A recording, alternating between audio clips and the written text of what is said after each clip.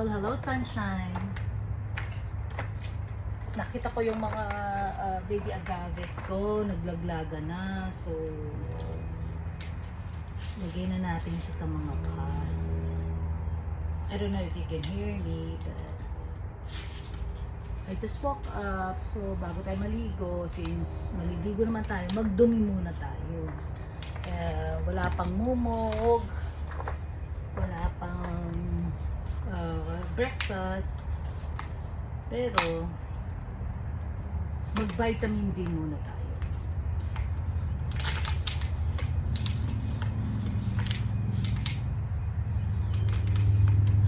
Ay!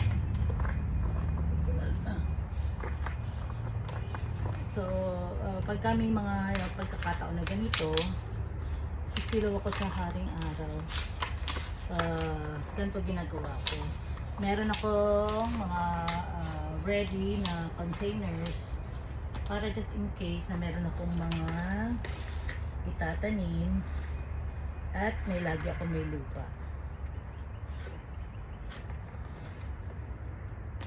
So, ayan. Medyo buo-buo siya kaya durug-durugin natin. Hindi ako sanay mag-garden ng may gloves kaya asintabi ko sa mga masiselan dyan. At ganyan po talaga. Hindi po lahat ng bagay ay masarap din po maglaro sa dumi. Dahil yan, lagay ko lang ito.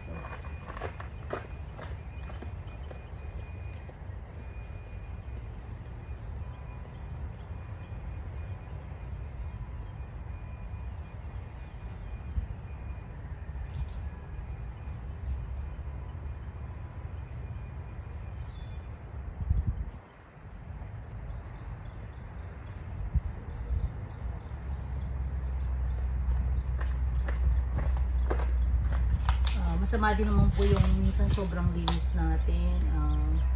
Baka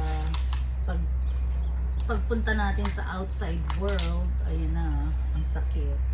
Kumakaway kasi nga hindi tayo immune sa dirt. Masarap kaya maglaro sa dirt. Kaway-kaway sa mga nakakaintindi. So, bago ko pumunta sa work, pagkatapos ko maglaro ng dumi, magpe-paperworks tayo. And after ng paperworks,